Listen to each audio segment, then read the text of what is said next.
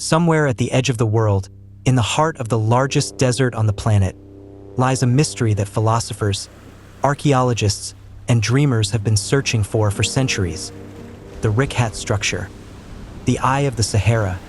From above, the Richat structure resembles a giant eye looking into eternity, perfect rings, like a pupil frozen in stone. Century after century, this eye watches as rivers disappear, civilizations crumble, and eras change. For a long time, it was considered simply a whim of nature. But when we looked deeper, we saw this eye holds a secret much older and much more important than we could have imagined. Plato, the ancient Greek philosopher, in his dialogues Timaeus and Critias, described the sunken island of Atlantis, rings of land and water, a great city surrounded by canals, built by the hands of a powerful civilization, and a catastrophe that swallowed everything overnight. For centuries, Atlantis has been sought in the ocean, on the islands, under the ice. But what if Plato wrote down memories of a catastrophe that happened on land? About a place that was once green, full of life, and then disappeared under the onslaught of the elements. Over the past 3 years, our team has conducted 4 expeditions to the Richat structure. And with each new trip, it became increasingly clear. We are on the verge of a great discovery that we have discovered dozens of straight channels crossing the stone desert for many kilometers. They are like scars on the parched earth, incredibly straight lines, such that nature rarely creates itself. Almost all the channels go straight to the center of Richat. Others diverge, like the remains of an ancient engineering system. Could these channels be part of the Atlantis that Plato wrote about? Perhaps these are the last traces of a vanished civilization. We explored the inner rings of the structure and found traces of huge streams of water, dried river beds, silt deposits that were once the bottom of lakes, and perhaps the most amazing thing, traces of hot springs. Exactly the kind that Plato mentioned. Springs of cold and hot fresh water. And there were water springs in this place, one warm and the other cold, amazing in their properties, pouring out abundant streams both for drinking and for baths. This land remembers a lot. About 12,000 years ago, an ancient civilization, perhaps the same Atlantis, was destroyed by a great catastrophe. The continental land was erased. Only ruins remained, hidden by time. Thousands of years passed. The world has changed. Sahara, once perished, has become green again.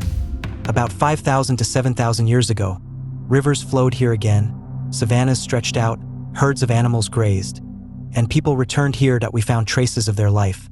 Primitive stone tools, arrowheads, knives, scrapers, and rock paintings, hunters, bulls, camels, elephants that Plato wrote about. All these are scenes of peaceful life in the blooming Sahara. But these people were already completely different. They did not build palaces. They did not erect cities. Their culture remained at the level of sticks and stones. They did not live here for long.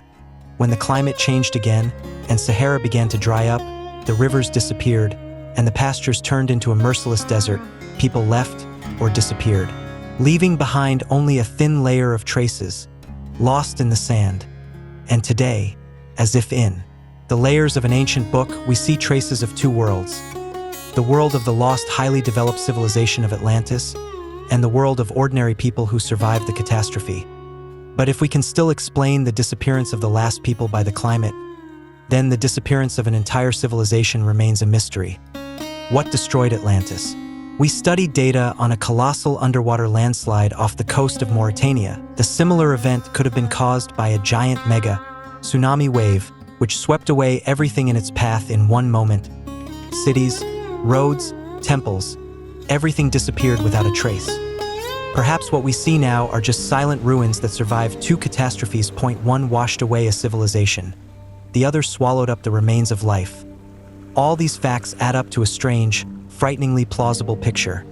The structure of Richat perfectly matches Plato's description. Rings of earth and water, sources of hot and cold water, mountains in the north, huge, straight channels, rocks of different colors. In Richat there are light, reddish and dark rocks, corresponding to the white, red and black stone of Atlantis. And even the size of the inner ring coincides with the size of the capital of Atlantis, about 23 kilometers. Too many coincidences to write it off as chance. In November 2025, we set off on our fifth expedition. This time, not only on land, we are preparing a sea expedition along the coast of Mauritania.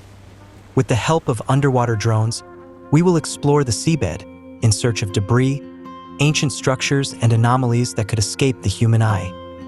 Perhaps the solution to Atlantis is hidden not only under the sands, but also under the waters of the Atlantic. And you can become part of this great adventure. Go with us. Walk along the rings of the forgotten city. Feel the ancient roads under your feet. Look into the eyes of the Sahara, and maybe touch the legend that still haunts humanity, Atlantis. Perhaps it has already been found.